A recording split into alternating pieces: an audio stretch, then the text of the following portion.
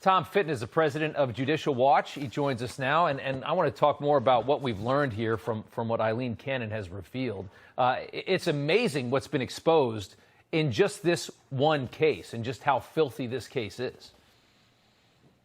Well, we've seen this from the get-go. We had asked and pursued a lawsuit over these exact documents, got the Stonewall, but we did get documents initially showing that the Biden White House was helping move this case against Trump along.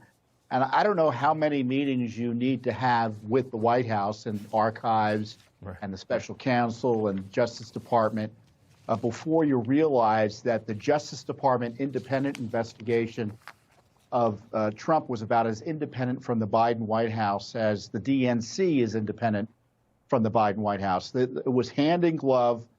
And to me, it's a further indication of the vindictive, selective prosecution targeting Trump.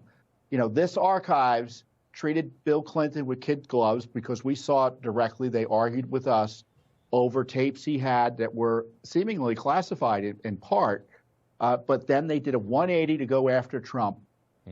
And we see they did it with the support of the White House. The raid on Trump wouldn't have happened without support of the White House. Of course, it stands to reason that a former president subject to criminal investigations never seen before in American history, the idea that that would be done without White House involvement at the most senior levels, you know, it's obvious that's what happened, and the documents show it's proof positive. And by the way, Mr. Smith I just love him talking about all his expert prosecutors working for him. He's trying to hide the names of the senior prosecutors who are working for him from Judicial Watch. He doesn't want any of those names disclosed. Why is that? Secrecy upon secrecy. Very unusual for criminal investigations of this nature. And kudos to Judge Cannon for doing this. They're hiding the names of witnesses. There are other pleadings that need to come forward so we get a full view of the corruption behind the Justice Department persecution of Trump. It's very obvious that at some point, the people that actually run this country made a decision that they could not stand, no matter what the American people want. This man, they could not stand anymore. And they said, you know, they were going to abandon all of I think some of the most important tenets of this country to just destroy him. And now they're facing, I think, the backlash of it and the exposure of what they have done here in those years after January 6th, which, of course, as we know, was the greatest political moment for the Democrat Party and for the establishment that they could have imagined for.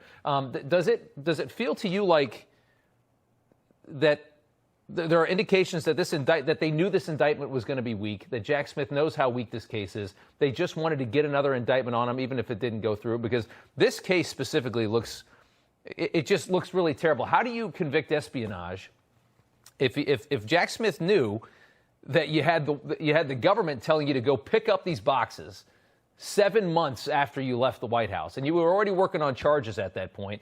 And there's a very good chance that they told him to come pick up boxes that had classified information in it.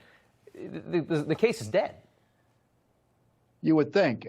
It's just another indication it was a setup from the get-go. They set Trump up almost immediately with the partisans at the archives pretending that he had documents he had no right to, which wasn't the law and it wasn't the legal position of the Justice Department previously.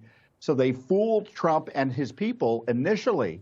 And, of course, then Trump started figuring out maybe there's something going on here, yet he still cooperated, but that wasn't good enough for him. And I know Smith was desperate to get this indictment because I was involved in this grand jury process.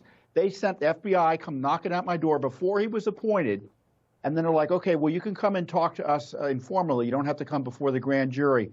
Smith gets appointed a few weeks later, and all of a sudden they did this remarkable turnaround. Oh, forget about that promise to come talk informally. We've got a grand jury. And, of course, I went in and told them they were all wet, but, of course, they didn't care because it was all about getting Trump. It was like going before an MSNBC panel, those prosecutors, as opposed to any fact finder of that you could be assured that there was justice being fairly administered. And, you know, you have to wonder. I mean, we have some transparency here on this case. First off, how does Aileen Cannon not dump the case after what we've seen? The optics look so terrible. It looks so fascist to have Biden get off so easy for this, Trump facing prison. But also imagine if we had this transparency in the other Trump cases, imagine what Juan Merchan is concealing, potentially about Alvin Bragg's case. He doesn't give one legal victory to the Trump team. How dirty these cases all are. Tell you, if Trump is elected president, if I were him, I would appoint a special counsel to investigate all of this. Yeah. This grand conspiracy against him to deprive him and other Americans of their civil rights under color of law, and the Justice Department, Fulton County, up in New York, they should all be brought in and be subject to a full federal civil rights investigation over this election interference and targeting of targeting of Trump and other innocent Americans. Yeah, I can't wait to see the media's reaction if he pulls that move. They go nuts over that. Tom Fitton, we appreciate you coming on. Thank you so much. Well, thank you.